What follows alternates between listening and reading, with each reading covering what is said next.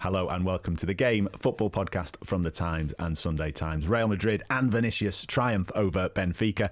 Holders PSG squeeze past Monaco while Newcastle cruise through. And we are all bonkers for Bode Glimt.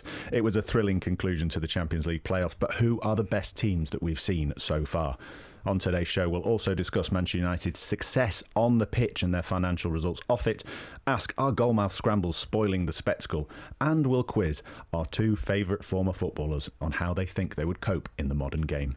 Speaking of, I'm Tom Clarke, and joining me today we have those two former favourite footballers with us, the former Ireland, Millwall and Marseille striker turned columnist Tony Cascarino, and the former Scotland under-21 Nottingham Forest and Chesterfield defender turned journalist Gregor Robertson is with us. All right, lads? All right, Tom. A big sell on this one. The proper, we're leaning in. We've got no other bloody journalists and reporters on clouding it with their big opinions, waffling on for smart ages. Ideas. Yeah, big ideas, big ethereal thinking, philosophising. Shut up. Let's just chat to the former pros. Let's get stuck into the Champions League then. I mean, I was editing both these nights. I thought there were some fascinating games. Let's talk about Real Madrid's win against Benfica.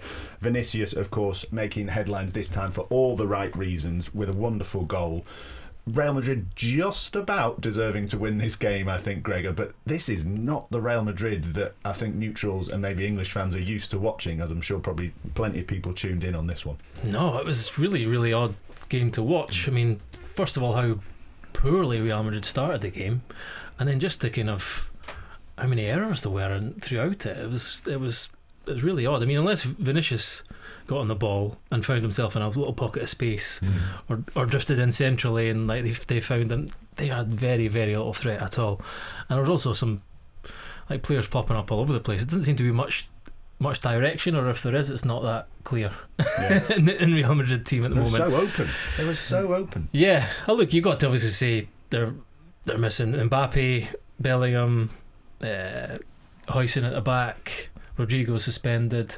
Like that improves the team, but not to the extent that you expect of Real Madrid. So yeah, you expect them to be better when the last 16 comes round, but I'm not sure how much better. So, you know, how many years have we said Real Madrid, like they find a way to win? They're just like a winning machine in this competition.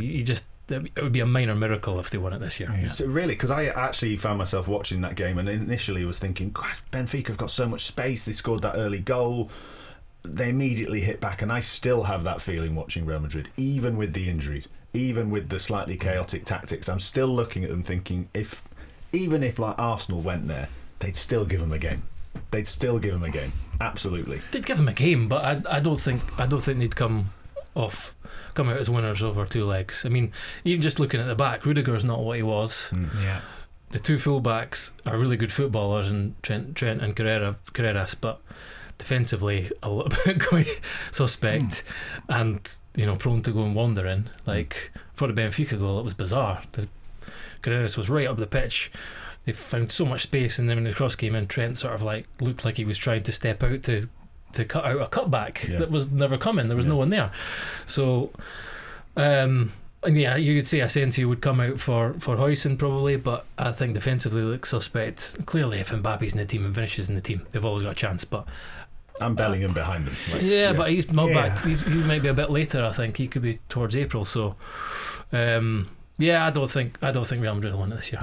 I totally agree. Couldn't see Real Madrid. I think if you look at their midfield from when it was Casemiro, Modric, Toni Kroos, this midfield is quite Schumann. He's come in, he's done okay when I've watched him play, but they feel like they're lost with the amount of quality players they've lost. Because you then go their forward line of Benzema and Bale and Ronaldo, and that's a while back, but they really haven't. Vinicius Junior has had a really strange season because Xabi Alonso, and obviously there'd been a big fallout with him, and he didn't look like he was going to get a goal. He went on a long drought. The moment he walks out of the club, Vinicius Junior is back on fire again. So there's obviously a lot's gone on with Vinicius Junior at the football club, and there was talk of him leaving. There was a Saudi offer as well. I look at Real Madrid and I just think they were not even close.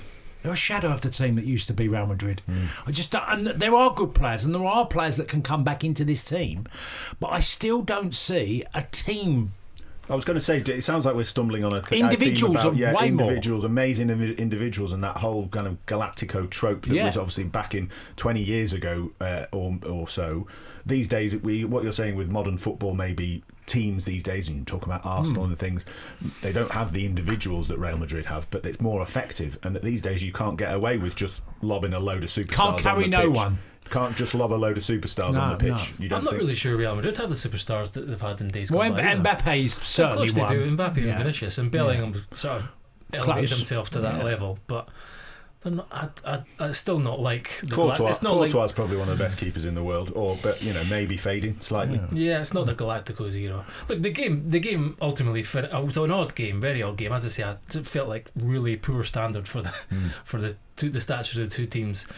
But it ended on a good note. I mean, absolutely. Vinicius getting the goal. Lovely finish.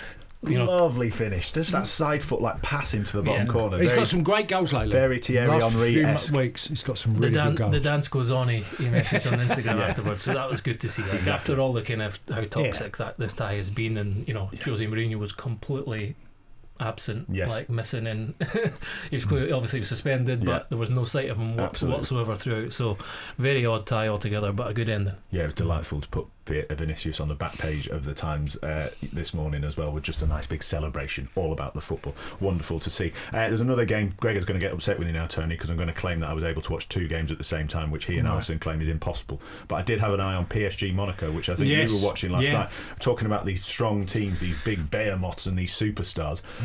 I've got to say, I've watched PSG a couple of times, and they looked like well, you tell me, are they either in first gear still and they're waiting, or they're not quite the same team that they were last season? Well, let's just go a little bit of numbers on this, Tom, because if you look in the Liga, the highest goal scorers, the highest goal scorer is 7th, is Dembele and Barcola. Right. They're two. They got 8 goals this season, league goals. Now you can't believe they're top of the league, top goal scorers in the French league. They got their 2 centre forwards or 2 forwards that have 8 goals. Who would you think is number 1 league goal scorer in France? Well, I know because I've got it up here, but I'm cheating. Okay, well, so Mason Greenwood. Yeah, he's top goal scorer. And I look at this PSG team, and there's still lots of things, you'll see glimpses, but last night Monaco had some chances. It was a harsh sending off. They had chances to just very quickly, would you harsh or the most stupid sending off you've ever seen in your life? I agree with you. I don't want to see those yellow cards given. When he's flown into that second one on Hakimi, you're thinking, mate, you've just got booked. And then stay on your feet. What are you playing at? And they did a man sent off in the first leg too. The manager afterwards said it was what might have been in this game. Really. What about the chances? Did you see the chance at the end? Yeah, wow, fast.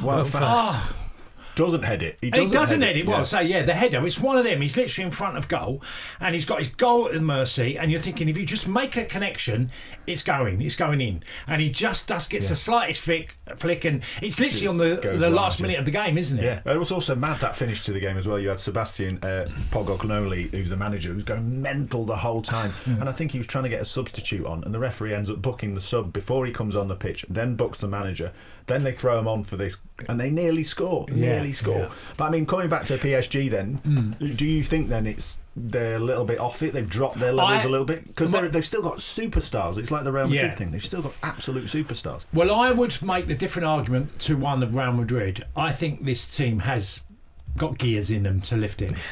Kvaratskhelia is a player that. He's just a wonderful Doué. He can do what he wants. I'm sorry about that pun, but he's got so much ability. But he looks like he's walking half the time when he's running. There was a moment where he kind of flip-flapped past 2 players and went down a little bit softer a penalty. You think, just keep going, mate. Keep running. This would be an amazing goal. Incredible. So you think they're like lurking? You think they're just waiting? I feel that PSG could just get that switch on, which I don't see at Real Madrid.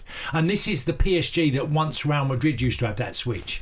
I remember being at the bridge when Benzema got an hat-trick, and they'd gone for all these ties of being literally out of the tournament or out of the Champions League, and they found a way. I think PSG could be that sort of team. It's been a wild campaign for them so far. If you looking at the scores, they thrashed Atalanta 4-0, beat Barcelona in Barcelona, won 7-2 against Bayer Leverkusen, lost to Bayern Munich, 5-3 against Spurs, Like, and then they had that run where they kind of just looked like they might go out.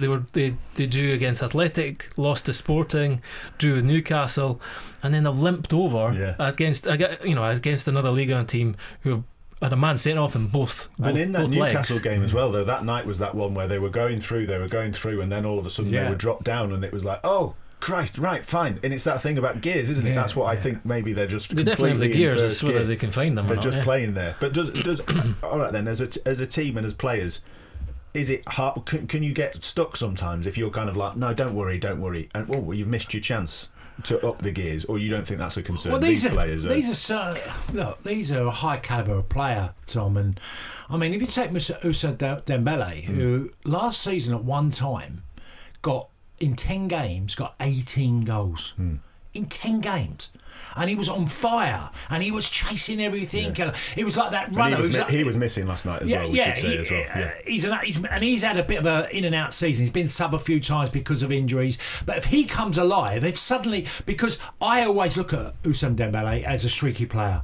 He could come in and just do unbelievable things, and he could go missing a bit. But he's a real talent, and his pace is devastating. So if the two teams, when English teams are thinking, Arsenal and maybe Manchester City are thinking about these teams, you'd think don't want any PSG, and Real Madrid, don't worry about it. I don't think they'd be afraid, do you, Gregor? I don't think they're a team that play with fear. I think they. No, but I think out of the two, you would take Real Madrid over PSG because of the potential, and you've got to say, like when we're reading out those scores there, all the stuff we've spoken about throughout the whole campaign about how odd. The kind of context of a lot of these games are, because sometimes it feels like there's nothing on them. That'll be true for the players as well. And we've got to remember what they did last season. They did the same thing. They kind of limped through, and then they really kicked into gear and won it in style. Who are the best teams we've seen then? Generally, if the idea is that maybe we've not seen the best of some of the best teams. Who are the best teams we've seen? Is it Arsenal? Arsenal have been incredibly solid in the Champions League. Their goals against column tell you that. They've just really not been in any danger to me in any game. I think Bayern Munich as well for me, though. When you've got Harry Kane playing like he's playing with Elise alongside him, and all the other they're quite experienced team as well. And I think they're maybe a team that have got another gear to go to, and another few gears maybe. I think we saw them in that Arsenal game where everyone Diaz has been brilliant for him, and everyone had built Arsenal Bayern Munich as like, this is when we'll find out who the winners are, and even watching that you were like, nah, Bayern are just like, it's all right lads, don't worry about it. This would be a different tie if it was a knockout tie. Gregor, any team that particularly impressed you? And it could bring in some of the smaller ones as well if you want. Liverpool have done quite well. I mean, that sounds bizarre to say, but they finished third, and they've been a different team in Europe. There's a different feel to the games, and this has been mooted, hasn't it? Slot's spoken a lot about. I just don't want to mention it. At the moment, you're quietly confident though. Is that what I let Gregor talk on this, because it's true that they have been in from league form to Champions League form. They feel like they've been in a different outfit. Yeah, well, a lot of that's to do with the approach of the opposition. With Slot spoken many times at length about the way teams are playing very direct to them. Although Paul Joyce wrote a piece in the Times this week saying that that's dropped off a little bit recently. The number of long balls they're facing has declined in sort of second half of the season. But Liverpool were struggling with that, and they've shored up a bit defensively, Liverpool. And despite I was at the Forest game at the weekend, poor. They were really poor, but they got a clean sheet, and you just feel that the way that they kind of feel in the flow of the games in European football, they're more likely the opposition, whoever they're going to face, are going to come out and try and play against them. And that is probably Gregor, do you plays think into Liverpool's hands. The young lad Rio will now come in a lot more, especially in Europe, because it's out there now, isn't it? That he can come on and change a game. Yeah, Martin Samuel wrote a bit about that in his column this week about how many games when he's on the pitch they've scored in. Like almost every time he comes on, kind of after, and it's within the last 15 minutes or something. To make something happen, cliche. Isn't it in Newcastle, didn't he? Liverpool often score. So I mean, whether it's in Gamoa or someone else. The question is how long they stick with Salah. That's the bigger question for me. And Ngamo is clearly pushing for a start, but Salah's the bigger issue. Newcastle through as well, making it 6 teams heading into the round of 16. How likely do we think it is that we'll get an English team in the final then? We're talking about mentioning Liverpool looking quite good, Arsenal very strong. I mean, Manchester City with Pep Guardiola and Erling Haaland. You've got to be a pretty good chance of an English team making a final, do we think? Absolutely. Just when you look at the strength. I mean, even Barcelona are not looking in the same sort of shape as they have in past seasons, and like Italian football has just completely collapsed. Atalanta going through, but everyone else out. Stands to reason. You've got Sporting into the next stage, and you would feel that probably an English team would get past them. So they're certainly looking good for English teams. Bode Glimt, though. Well, let's talk about Bode Glimt. One of the stories of the Champions League, probably the story of the Champions League this season. They've actually only played 3 competitive matches in 2026 because their league season ended in November because it's so bloody cold in Norway.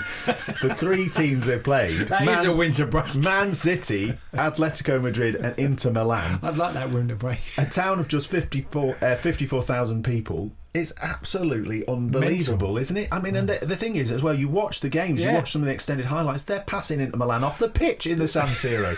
Absolutely passing them all over the place. Well, early on, the keeper made a good few saves, and they looked like a bit. And there was a couple of bad misses. Kanji got a little bit caught. But as the game wore on, I was just like cheering them on because they were just like. Even Inter's goal, it was like they needed goal line technology to make sure it crossed the line. It was like. Yeah, it's an extraordinary story. Just and they beat others as just to make it to the qualifier, and they out of their fixtures, they were probably the hardest out of any that anyone had. They played Atletico, Dortmund, Juventus, Monaco, Galatasaray, Spurs, and Slavia Prague at the end. And their rise as well. They won the Norwegian League for the first time in 2020, reached the Conference League quarter-finals in 21-22, Europa League semi-finals last season. This is their debut season in the Champions League proper. And as you say, they're in their off season. They played the last competitive game domestically at the end of November. They don't play another one until March. It's extraordinary. Their wage bill is 50 million. That's, I don't know. I don't know if I'm right, but that's not far off like Erling Haaland, surely. Maybe 2 players from Man City would cover that. And now they could be playing them or Sporting in the last 16. So it's brilliant. And there's also, I saw someone mention this, and it's a really good point. The head coach Knutson has been linked with jobs in England, and clearly I think this will ramp up his profile even more. But the way they flip between dominating games domestically, playing with 60% possession, and then having to go into Europe against relative giants and play with 30-35% of the ball, but do both things really effectively. That's the sign of a really good coach. Ultimately, both things. They are the both things can be true to. Yes. No wonder you're cheering them on. Just for a bit of context, listeners, as well, you say 50 million for their wage bill, you say roughly. So we're going to talk about Manchester United slightly later on. Their latest financial results revealing that their wage bill was 313 million. So just a little comparison there with one of the big teams. Casemiro's 20 million a year. Yeah. So a couple of players would cover their wage bill. Yeah, absolutely fantastic from Bode Glimt, or Bodo Mint, as we should maybe say from now on. Let's just quickly talk about Newcastle. Obviously, a very comfortable victory for them against Karabag in this tie. Tony, I wanted to ask about Nick Woltemade because he was signed in the summer of huge turmoil for Newcastle when they lost their star striker. There were lots of comments from Eddie Howe at the time. It was put to him that this guy, from what we've seen, looks a bit like a kind of number 10, and Eddie Howe's like, no, he's a striker. He's definitely a striker. Martin Hardy wrote a piece about this on the Times this week. And now we find him drifting back into a midfield 3, and you go, Eddie, you were conning us all along. It's an interesting one, isn't it, with him, because he had this period where he then didn't score any goals, and everyone's going, he's not scoring enough goals, he's cost a lot of money. Maybe he wasn't meant to all along. What do you make of him? Well, I'd done a piece earlier in the season, didn't I? And I'd seen him, and I've seen him play for the German under-21s and watched him a good few times, and I never saw a predator type goal scorer, or a centre forward that's as tall as him that doesn't really get on the end of crosses in the old, Scored that great header at Sunderland, but generally at the wrong end. But he generally isn't going to get up at the far post. He's got this great leap and he hangs and heads it back. He's not playing that type of centre forward role. And when I watch him, I just think he doesn't look for predator goals. I got criticised this one when I was a player by the famous Don Howe. He talked me through scenarios, and he went, "You're not getting into positions where it's going to drop and you're there." Right. Why was that? Was that because you were trying to make the previous header for someone else? Yeah. I wasn't. You were doing the knockdown for I was the other knocking person. down, but even he would say a 5-yard movement will get you a goal, and it might only get you 5 in the season, but it's 5 more than you're going to get. Take you from 15 to 20. There was an incident in the game recently. It was at St James's Park, and the ball come right across the face of the goal, and he's standing on the penalty spot, and there's players round him. He's not made an effort to get into an area, whether it comes or not, but just to be there. But that might mean, if you think about other players. He does that a lot, though, Tom. In this Newcastle team, though, like Joe Linton, for example, was signed, and lots of people thought he was a forward, and now he's an absolute barnstorming. But he's a way more physical presence to play that midfield role than he could be after a while. Yeah. He's still time. What is Voldemort? 22, 23? I'm not sure. He's still a very young man, so you'd like to think he'd improve and get his upper body strength, because he's very lean, isn't he? He never screamed like he never screamed like an ideal fit as a centre forward for Newcastle. When you think about who he replaced in Isak, Newcastle are all direct, like dynamic transition football players, and it's not now he's playing Anthony Gordon, or it was Will Osula in this game. Rapier, quick guys who can get on the end of things. So if you're going to play Voltemade as the 9, it meant you'd have to get more of those sort of out to in runs from the wide players, like people going past him, and they've never been able to crack that this season. That's why he looked isolated far too often. So you can see why he was trying to get him someone who spent a lot of money on, and who he feels is also possibly more effective doing the link-up play deeper in the pitch. But it wasn't intentional. There's no way. Like I know Vissa was. Everyone tries to make the argument that Vissa was the guy who was signed to replace Isak as a kind of in terms of a similar profile. But you don't spend that kind of money on a guy who's going to maybe be a number 10, maybe be an attacking number 8. He was signed to be a centre forward. It's not worked so far. They're looking for solutions. Yeah. Right. Let's finish with a chat. A bit of catharsis as ever. It's time for Gregor Robertson's therapy session around VAR. Tony Cascarino talking about. Hey. Dan Burn? No. I'm talking about another player who plays. Dan Burn's handball, and this was a joke as well. You're not having that one. Come on. No. He's sliding and his hands by his side. The thing is, as well, you can watch the clip as well. You can tell that he's even thinking, "Oh crap, I better get my hand in here." When you do the slow mo, that one listen. There's a lot of it that's nonsense, but that one I can at least see. The one I'm going to ask you about is a former Newcastle player who now still plays in black and white. Lloyd Kelly, the Juventus defender, shown a red card that was upgraded from a yellow card, which would have meant he was sent off anyway. But a remarkable scene. This one jumps for a header. Listeners, if you've not seen it, he jumps for a header. He's looking at the ball, and as he comes back down, his studs catch the opponent as he's trying to land back on the floor, and the referee is sent over to the screen and upgrades a second yellow card to a straight red card.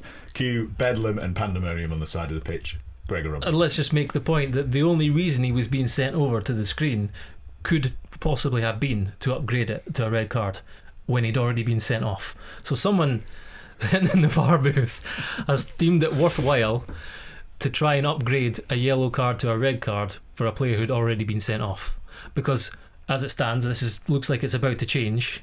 There's a IFAB meeting coming up, I think it's this weekend. You can't intervene on yellow cards.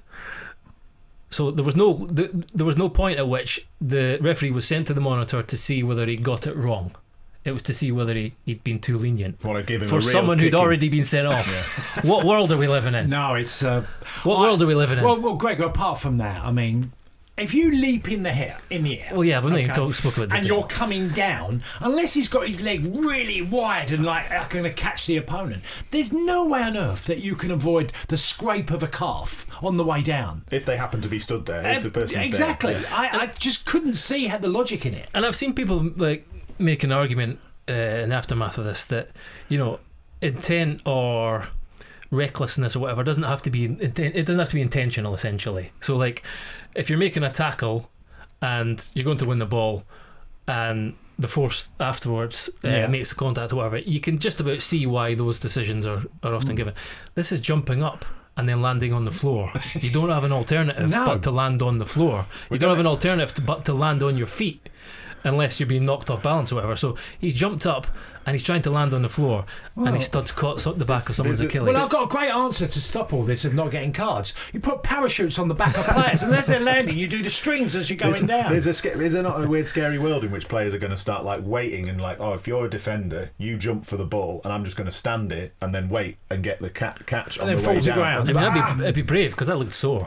Absolutely. I mean, Harry Kane's been doing that for years. He often, he waits for the contact, does a look, and then boom, he's over. So, but yeah, just another one where you're going into a weird porthole. To me, I was always concerned about the laws in the game, and if you get so over-regulated that you end up making the game incredibly soft, and so it's literally sanitised on every level about what is a foul, what is a penalty, what is a sending off. And I can't believe some of the stuff I'm watching. Yeah, really worrying signs, I would say. And also, it spoils games because this was a cracking tie. Exactly. It was absolutely bonkers, Juventus against Galatasaray. One of the great ties of this round of playoffs. We'll leave it there. If you've got views on how the Champions League is panning out and whether you think some English teams might make it to the final, get in touch with me, tom.clarke@thetimes.co.uk. I'm going to take a quick break, and I've got 2 questions for you. 2. The first one, listeners, is actually just for you. If you're a big football obsessive, you like a quiz, this is the quiz question for you to ask your mates this weekend. We had this on the Times editing floor last night. Often after matches, it's all very busy, and then the Opta facts arrive, and there's often a few belters in there. And Willis, my colleague, was like, right, I've got one, everyone shut up. And this is it. Juventus defender Lloyd Kelly is the second Englishman to receive a red card in a UEFA Champions League knockout stage match for a non-English team. Who was the first? And I'm telling you, if any of you get this, please email in and I'll believe you. It is well hard. It took me half an hour and about 20 clues to get there. Is he really famous? Oh, no. No. It's proper like journeyman stuff. Anyway, we'll see if we can get this one. This is an easier one from Bill Edgar's weekly quiz, which we always mention on Thursday's show, which is a little bit more accessible, I would say. Arsenal-Chelsea this weekend, so this is the theme of this question. The second one in this bumper edition of the Game Podcast. Who played for only 120 minutes in the 2016-17 season, 90 minutes of which were as captain during Arsenal's victory over Chelsea in the FA Cup final? Find out after the break. Welcome back to the Game Football Podcast from the Times and Sunday Times. I'm Tom Clarke, and I've got Tony Cascarino and Gregor Robertson with me. They were scratching their heads. This is actually Friday. We're doing the part 2 on Friday. It's been this long trying to work out the answers to the quiz question. Now, no one did get the first one. I'll just remind you, listeners, Juventus defender Lloyd Kelly is the second Englishman to receive a red card in a UEFA Champions League knockout stage match for a non-English team. The first was Matt Derbyshire for Olympiacos against Bordeaux in 2009-10 round of 16. I told you it was hard. Gregor, you were like, I'm not getting this one. And then when I said Matt Derbyshire, you were like, bugger. Anyway, thankfully, listeners, they did get the other question, which is part of Bill Edgar's weekly quiz on the Times website. Who played just 127 minutes in the 2016-17 season, 90 minutes of which were as captain for Arsenal's win over Chelsea in the FA Cup final? Tony Cascarino in with the answer, which was Pierre Mertesacker. You're now looming large like Per Mertesacker, because we've got a new game for your listeners as well. If you follow us on YouTube, you can now watch us at Times Sport. You can see who has the sinking chair, and you might have seen during that first half of the show Tony slowly getting further and further closer to the ground. Thankfully, producer Neil stepped in at the break, and as well as a quiz, we've sorted out Tony Cascarino's chair. Let's talk about Manchester United's win against Everton, and a couple of themes I wanted to bring out of that. Firstly, it's another good win for Michael Carrick, isn't it? I mean, a 1-0 win, lots of criticism around David Moyes and his style of play, but it's 5 wins and a draw for Michael Carrick so far in his Manchester United career. It's looking very, very good for him, isn't it? It's almost a procession towards the Champions League at this point, Gregor. Well, they look a good thing at the moment. And they also look solid as well. They're just this back four. We always said they've not got the defence for it. They had Martinez missing Martinez now. Euro came in, and they did have to put up with an absolute barrage. They did, which we'll come on to in a second. But just on, it's a good, and making the change, subs, the 3 signings combining, counter-attacking goal. Good 1-0 away win. I like the fact that they're not just trying to please by playing, swashbuckling, buccaneering football. Attack. Yeah. They're willing to knuckle down and do what it takes to get a win and get a result. And I think after everything that's gone before, I would say the fans are happy with that just now as well. Yeah. Clearly there'll be more to develop, and there have been games where they've been really, really impressive, but this was just a gritty, ground out, dogged win. And the goal was a thing of beauty. Like, searing counter-attack, we've said this on a number of occasions, of all the kind of things that Manchester United seem to have reacquainted themselves with, in terms of like things that are associated with in their history, like late goals. Counter-attacking goals is another one of them, and particularly when it involved the three attacking players that they signed in the summer. So yeah, brilliant for Sesko, brilliant for those three players, brilliant for Manchester United, and brilliant for the goalkeeper as well, who I'm sure we're going to come on to. We'll come on to that in just a second. But Tony, I wanted to ask you just first on Benjamin Sesko, because we had this debate on Monday's show with Alison, Peter Rutzler and Gregor talking about the forwards, because I had a look on Sunday when I was on the editing desk, and the big summer signings, João Pedro at Chelsea, Gyökeres obviously scored at the weekend, Sesko starting to look good, hasn't played as many games as those two and Ekitike, but they've all kind of got a roughly same goals per game record. They'll roughly cost in that 60 to 70 million bracket. Just on Benjamin Sesko, he's not played as many games. He's scored some goals now off the bench as well, some very good finishes, this one included, the one at West Ham. Still only 22. Yeah. Do you think he's got potential? I'm starting, every time I watch him, he gets better in my mind as what he could potentially be for Manchester United. What do you make of him? Well, first of all, you have to take the age into consideration, because he's 22 and he's joined a massive football club, and with that there's huge pressure. Mbeumo was always to me a bit of a guarantee with Cunha, but Michael Carrick at the moment is going, we're getting results this way, and there will be a time where he will start games, because if he keeps doing what he's doing, Michael Carrick, as soon as he gets an opportunity, he's going to play him. Yeah. Because he's trying to build this player up, as in knowing his age and thinking he's had a stuff, because he didn't play well early on. When the night when they went out to Grimsby, a lot of people were looking at Sesko and go, what is this lad about? He didn't lead the line particularly well against the Grimsby team, and that's not all on him. This is not making him a scapegoat, but taking him out of the firing line and then reintroducing him has worked, because they got results as well, Tom. Yeah, that's been the difference, because Michael Carrick's he's in a bit of a luxury position where he can go, I don't really need him to start at the moment, but if I do need to call him in, if I do need him, I'm going to play him, I'm going to put him on. And it's worked brilliantly. Do you think that's actually managing him quite well, and actually formation-wise and tactics-wise, going with Mbeumo, with Cunha and maybe Ahmad and people behind him, and then changing the dynamic slightly, it brings Brian Mbeumo into a different role that later in the game he can affect the game in a different way? Yeah, that's all true, but I think the most important thing is the way that Mbeumo and Bruno Fernandes have linked up as that kind of pairing.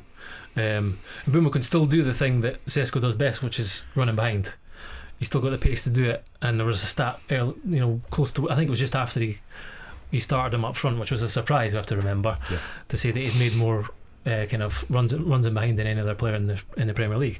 So, but he also links really intelligently with Fernandes, sometimes dropping off and allowing someone else to run him behind, sometimes little gives and goes. I remember watching the game against Burnley when Fletcher was still in charge, and I saw Sesko doing that the best he has. He's still not as good as Mbeumo, and he needs to develop that side of his game, the link-up play. He can hold it up, but quick interplay, the kind of crafty, intelligent stuff, I think he needs to work on. What he is and what he has, it's just incredible athleticism. Like the sprint, the goal was that, wasn't sprint, it? There was that kind of that clip on social media where Tarkowski just left him. He was ringed, just like when the ball kind of changed.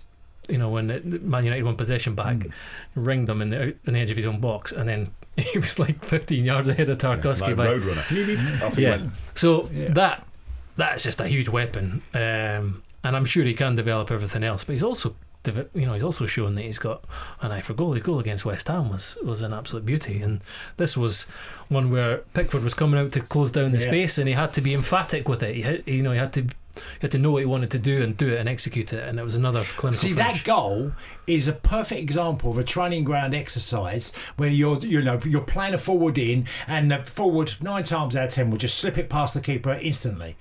But when you're out of confidence, or you're just not, or you're off the bench, you're coming off the bench, you're just not on top of your game. You hit it too close to the keeper makes a save. But straight away, he's seen it, he's picked his spot, he's kept his head in a position to like a low finish and buried it in the bottom corner. And that for him will be what's happened to him in recent weeks will benefit him enormously, because now there isn't the question mark of, have we paid 70 million for this lad? nowhere near good enough. And people start going, I think there's a player here. You can see the finish was emphatic, and I just think it'll do the world good. Yeah. World good. Yeah, some forward players signed in the summer performing for Manchester United, but as well, let's talk about the goalkeeper signed in the summer. It's got to be one of the most underrated signings of the summer, hasn't he? Senne Lammens, signed out of nowhere a little bit. Everyone's going, who the hell's this guy? Onana, leaves the club. Made a decent early start. There were lots of even jokes amongst Manchester United fans in that first game he played where he came to collect a few crosses and everyone's like, hey, we've got a keeper who can collect crosses. He's really showing he's up for the scrap now, isn't he, Gregor, with these goal-mouth scrambles in this game. Everton's main tactics seem to be let's everyone pile into the 6-yard area and see who wants it. Turns out Senne Lammens wasn't bothered at all. Yeah, I mean, that's the bit that obviously got the headlines because of how jarring it seemed to see just all these bodies piling into the 6-yard box and piling around the goalkeeper and piling onto the goal line. But also, you just feel a sense of calm when there's like a shot from long range or whatever, and it's when it bounces in front of him. He's gathering it. It's not like pushing it in, trying to push it to safety, or maybe fumbling into the box and defenders need to follow up. He catches it. That sounds like a simple thing to say. Yeah. He's just he gathers balls really cleanly, and there was a save they tipped over Michael Keane's one. That was a bit of a camera's one, but there was one towards the end that was like that. It was a real drive that bounced in front of him, and he just smothered it, and it's just he just exudes calm. Yeah. After what came before, the defender, contrast with Onana, whether it's coming for crosses, whether it's, as I say, gathering shots like that really cleanly, it's just it's good to have someone like that behind you if you're a defender. And Man United fans haven't watched what they've watched for a couple of years now. It's a joy. Yeah. So you add in how important recruitment, and we've again chatted about this recruitment at football clubs at the start of the season, and how many will work for you is vitally important. Now we've gone Sesko, obviously Cunha, Mbeumo, Lammens, all of these four, and you're seeing them now playing and having a major impact on the results for Manchester United. So that in itself breeds confidence of other players around him. I'm sure Fernandes is enjoying his football way more than he was 3 months ago in a struggling team. Yeah. They look the most likely team to get third or fourth. Yeah. They look comfortably that at the moment. But it's also they're just a 1 week, 1 game hit, isn't it? They've not, that's the other exactly, thing, which Manchester United fans wouldn't want. I'm sure they'd rather be in the FA Cup, but they've got another 2-week gap coming up in a few weeks as well, and then they've got an international break and things, and they keep nice and fresh as they head towards the end of the season. But just coming back to the goalmouth scrambles and things, lots of conversations being had around it. Obviously, I think always a Monday night game when an incident like that happens really highlights it, doesn't it? It kind of kickstarts our week of debate. Martin Samuel writing about it on the Times website as well this week. What do you two make of it as two former pros? One of you would have been defending or maybe getting up. You'd have maybe been whipping the corners into that area. Tony, you'd have been in there both defending and trying to score.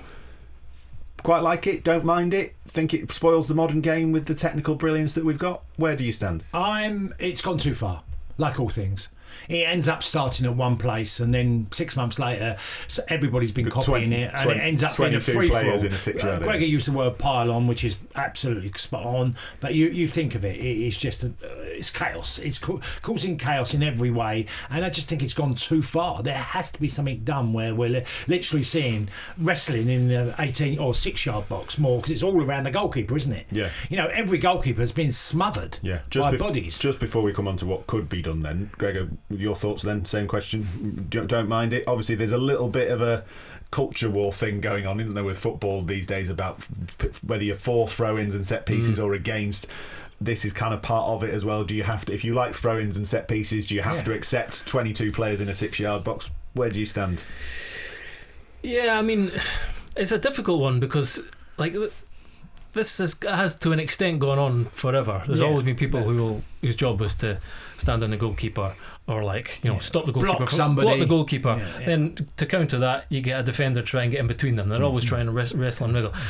Now, with the advent of set piece coaches, they're just taking this to an extreme. It's like Arsenal obviously weaponised this for a long time. Although they would have started at the back post of. It's the same thing essentially. They run from the blind side of the vision and end up in that same position. It's all about ending up in the 6-yard box and trying to smother anyone and be more physical and not allow the goalkeeper to come and claim it. So has it gone too far? it certainly looked like it was pretty jarring watching this game. You think, my God, corner after corner. The main thing was actually that I got from it was like admiration for United. I thought, like, one of these is gonna get something. They kept winning the first ball. They kept getting the first contact. So fair play to Man United for a start. But Martin's column was excellent. It laid out how where are priorities here in terms of again this IFAB meeting this weekend. Don't know why we keep talking about this.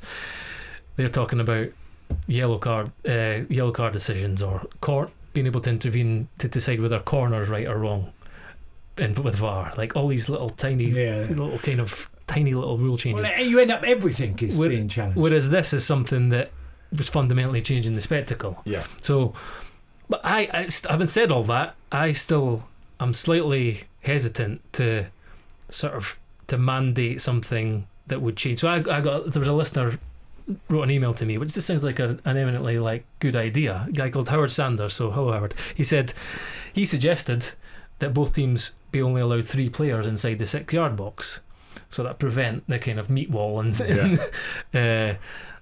clearly players would still be able to run in once the kick was taken. Yeah. But if you look at what can be done, that's one kind of thing. And then the next thing is what Martin was suggesting is like just cracking down on it. But that's never going to happen. We always get this. No. It's not always in this scenario. It's always like it could be dissent. It could be anything. There's always like a new directive every year.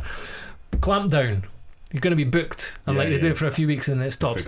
And a referee has not got the capacity to look at everyone 16 players in a 6-yard box and find out what's the biggest foul, who was committing it first, and then so that's the first thing. And then if we accept that referees don't have the capacity to decide that, are we really going to ask VAR to start deciding on to start ruling on these sort of because they are fouls, they're all fouls, but then you'll talk about, we always know that there's been fouls that are being allowed to happen slightly differently in a penalty box, particularly from set plays, particularly from corners. So it's a very difficult one. See, the idea is basically if everyone does it, they can't set off everybody. Yeah.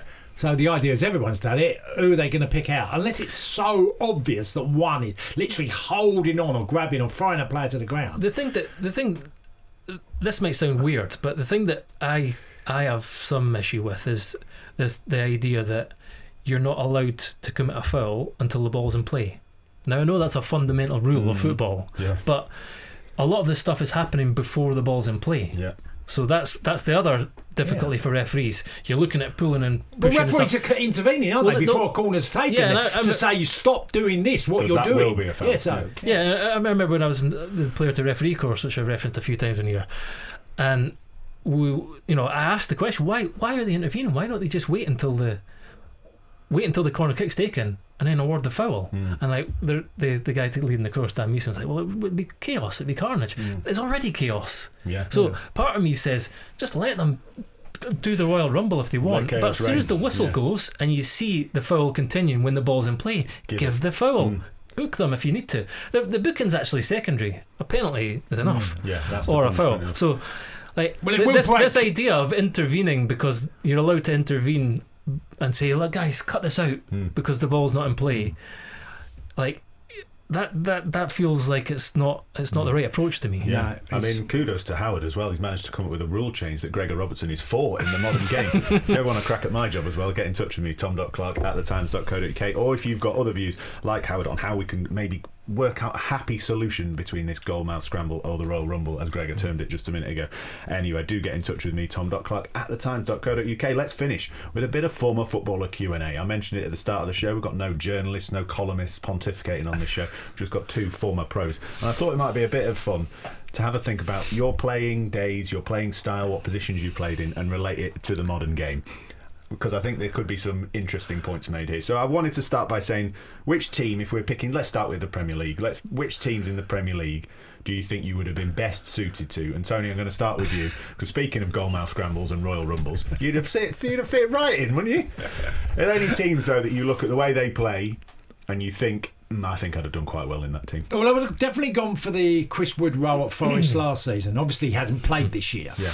But that role where you're the forward, the centre forward that stays within the margins of the 18-yard box, but you've got lively wingers and quick wingers that get to byline to pull the way back. I think that sort of style was... I did that towards my end of my career anyway. Because you generally, though, played as part of a two. Yeah, right? I was always You in were a kind two of up the until workhorse I of went the to two. France. Yeah, but then you finished... Yeah. As a central striker in a central three. striker, and well, it started in Marseille, but it wasn't like it was when I got to Nancy, where they basically had two young lads that were lightning quick, byline, pull back, get balls into dangerous areas. Get Tony the ball. But the one, I mean, look, I said to this before, Tom. I've never met a centre forward I played, especially when I was in the top flight in England, that said they like playing on their own. It's a tough gig. Yeah. So you tend to, you're working off of crumbs more often. You see centre forwards. I mean, Haaland's at it. He's got all these goals, but there's periods of games he hardly gets the ball. Do you think? I was going to say, do you think you'd have been, playing these days? We'd have been going. Tony Cascarino's only had 4 touches against the opposition this weekend. Yeah, of course you do. I mean, there were alarm bells in some international games because at that time refs were giving fouls for lifting your arms. You jump and you lift your arm, the ref would go foul. So we were told, be careful, just keep your arms down because it's pointless you winning the ball because you're going to get a foul given against you. So I would say certain teams that play with that style of that Chris Wood role. I mean, Arsenal did it with Gyökeres. You could have been Gyökeres.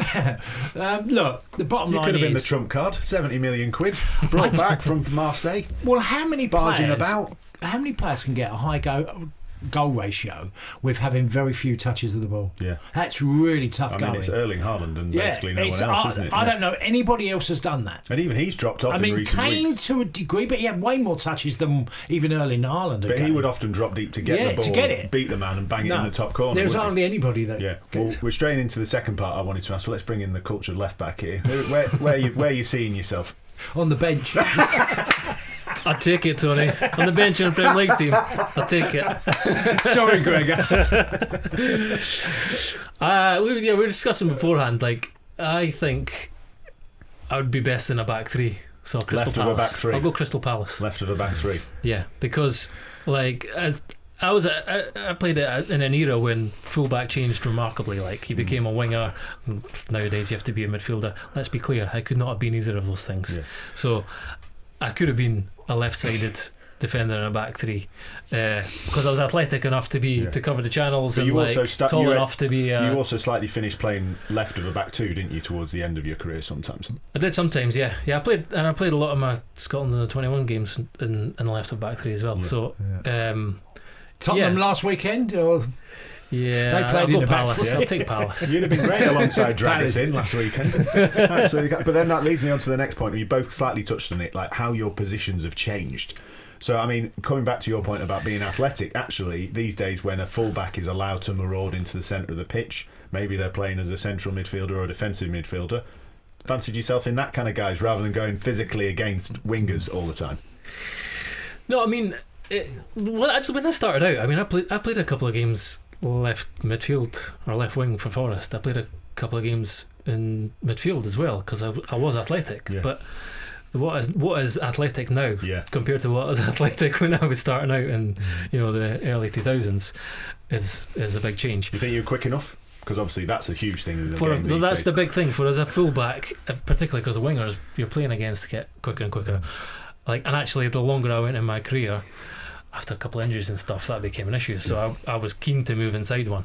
So I definitely think the way that football's evolved, I would have been better being, because also defenders are expected to do more with the ball now. Central defenders, and they could do that. They could step out with the ball, but I don't think I could have been a left wing back or an inverted full back. Right, interesting. Tony, what about the centre forward role has changed so much, even in just the past 5 years, never mind since the time you've retired. Definitely got the physicality for the modern game, I would say. Yeah, but you can't really use that as much, can you? Not in the way that you did. No, well, you led the line in a slightly different way. Yeah.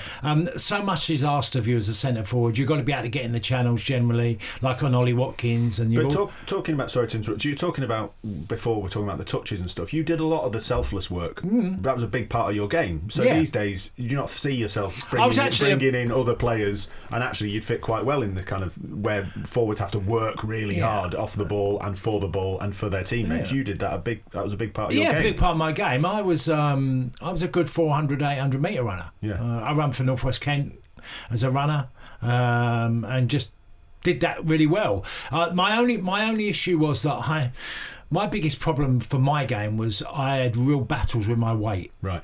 And that was an issue even when I was playing, Tom. I would put on weight even when we would train at training sessions. And it was only when I was diagnosed afterwards with having an underactive thyroid that I didn't know. But they'd have had all sorts of programs. And I'm not talking about Tom. I went on the drink all the time and all like that. But if keeping my weight down was a real issue for me. But they'd have had all sorts of programs for you now. Yeah, Tom. yeah, exactly. Things stuck on your back in training. It's always interesting, this conversation. You don't often do it with how you think legends of the game would fit in modern football. But you're also, like Tony's saying, that you're also a product of your environment. You're right. Tony would have been in unbelievable shape if you're playing for a team in the Premier League. Nowadays, and what that might have meant for his all-round game, and how that might have been different as well, would have been really interesting. I had that towards the end of my career because I had a completely different lifestyle in France, and I was monitored a lot with my weight. I was basically 13 stone 6 in France. I played at 14 stone in England. I was 8 pound lighter, and they gave me a special diet to manage my career, and I couldn't believe. But some people come and watch me. I mean, Andy Townsend came to see me in France one day, and he saw me and he went, "You look ill." And I've gone, no. He said, "You look like a Tour de France cyclist, my cheekbones and everything." And so we're having this laugh, and I was saying to him, I said I've been the fittest I ever been. And then there was other people who come and watch. There was scouts come to French games, and now and again I'd meet the scouts at other clubs I might have known through my career, and I'd meet them in the club after the game, and they'd say, "I can't believe you. I'm watching you run all over the pitch and chasing." He said, "You look a much more athletic player than you was." So when is you was there in any England. part of you wishes that you'd had that attention and to detail and stuff earlier? Well, it wasn't there, Gregor. It wasn't there. If I said that in the 80s, you know, the carry-on. When I first started in the 80s, the carry-on was just a joke. You know, it was so unprofessional. You know, and again, it wasn't just me, it was everybody, because you'd finish training and everyone go, "Should we play snooker, go for a pint?" Or you know, it was just a general thing that you do your training, but you was also under pressure with that you earn your stripes. You can have a drink and you can play. So you have to perform. Even if you've had a drink, it doesn't matter. You still have to play. That's your stripes. And that was the mentality of you. I mean, I played with a lot of Liverpool players. Okay, I was lucky, and Manchester United. You talk to them players of the way they carried on. Liverpool, some of their training before every training session was all biscuits and chocolate, all in the dressing rooms. And I joined Chelsea. Every day there was 2 players that had to bring in 2 full bags, biscuits and chocolate and everything, come into our dressing rooms. And it was cake and sounds class. I don't know. No. But that was the 1980s, and someone would say, I don't know, with Chelsea, Vinnie Jones, Dennis Wise, "Should we stop and have an hour and have a bit of, you know, chat with the lads and have a few beers or what?" And if you said no, even. So, you know, other than pints and biscuits, then what's the other differences? I mean, about 50 grand a week, probably. Look, the money was hugely different. But I seriously believed I played in the best time in football between 80 and 90, of where you had a life outside that was just extraordinary, and you could enjoy being a footballer, you know. And once social media came in, I remember bumping into Rio Ferdinand, because he lives not too far from me, and he was saying that, you know, when the phones come out, even having a glass of wine in a restaurant with your missus, someone would take a picture of it, and it was like you were out drinking, and he said I was having 1 glass of wine. Where abroad, they would have glasses of wine. Yeah. We'd have it, the night before a game, wine would be on the table at Marseille for lads who would have a couple of glasses of wine. Quite right too. What a Exactly. waste So if you're in France, what a waste. And this was the time when they won the World Cup, by the way. Speaking of social media, then, do you see yourself? You would have been playing the game, putting out the tough game today. I could have been your agent. I could have been crafting the tweets for you. Send this, put this out. Got to look sad. Put it with an emotional photo. Send something like this. Send something like tweet something like this. How do you think you'd have handled, Gregor, social media with what it would have been? I mean, because we had our ratings and all. You get the paper and all the lads would be sitting there. I think I would you have got a 5 ignored yesterday. Could give you a stick, Yeah. But no, you're right. Yeah, no, I think I would have had to ignore it. Like, I think if I didn't do this job, I wouldn't probably. You also had some bad injuries as well, and even this week you've had a little up on your knee. You're sticking it in the WhatsApp group. You could have been posting that on Twitter. Come back stronger. All that kind of stuff. You worked perfectly. He writes with his arms, doesn't he? Does he? I think so. Yeah. And what about we touched on it a little bit and we kind of danced around it. Tony, you might have seen a few more red cards if you'd played today. Maybe with the VAR. How many do you think I had in my career? Oh, I think you've asked me this before. 7. 9. Damn it, that was close. 9 reds I had in my career. That's close. Well, you would have had 19 probably with VAR. I would have definitely doubled. Definitely. Yeah. I mean, look, and it wasn't because the game is. It's just hard to get booked. Yeah. You're thinking the first but booking. again, you'd be a product of your environment. Probably. You would have tailored but your it'd game. still be a lot higher, Gregor. Yeah. I'm sure. Any bad tackles that you can remember that you're thinking, cool, I'm glad there was no video checking. He's a fullback in the stands. He kicks everyone in the stands. He barely ever got. You never got sent I got off. only two in my career. Yeah. 2 reds. Oh yeah, you did one that was like last man, wasn't it? And then any others that you're like, whoo, got away with one there. Yeah, there'd be loads. Yeah. There'd be loads. Different threshold. Also, different thresholds, let's be honest, in lower leagues. When you've talked a lot as well about players going on strike, Gregor. Do you think you'd have put your foot down and thrown a wobbly and, stormed out of the dressing room if you hadn't got that big move to Grimsby? I may have had to. Yeah. You got to do what you got to do, Tom. Yeah. To make it at the very It's top. funny. It's funny when you see the player who's had his head turned and he's at a club and suddenly he wants to cause problems because he wants to get out. That's quite funny watching from as in the when inside. you're in the dressing room. Yeah. And you're watching the behaviour and he's doing his utmost to get out of his football club. He's gone because he's had an offer. Do you ever do it? No, I never handed in a transfer request. I never did that. They were too quick to get rid of you. Yeah, no. No, No, but some of it's true. You don't need to hand that. Here's one for you. A lot of people would know. If you hand in a transfer request and you're owed money, sign-on fees, you once you hand in a transfer request, you can't get your money. Really? Yeah. So that is you're handing over your money. You knew that, Gregor, didn't you? Yeah, that's why nobody does it. Yeah. No, but that was the case. But we still see, don't we? We still see players. You're forfeiting your You're money. forfeiting your signing-on fee that was owed because have you signed a 4-year deal? Loyalty bonuses now. Like Isak never submitted a formal transfer request. He just said, I'll never play for the club again on social media. Just throw a wobbly, but if you sign a 4-year deal when you get a sign-on fee of 100 grand, you get 25,000 per year. Yeah. Abroad, you get all of it up front. Right. Okay. So there's different things, but you would forfeit your rest of the sign-on fee after the first year if you said before the end of July come, you go, I want to go, and they go, okay, and we're not going to pay you a sign-on fee then. Absolutely, the rest of it. Fascinating. As long as neither of you go on strike from this podcast, that's all I'm bothered about.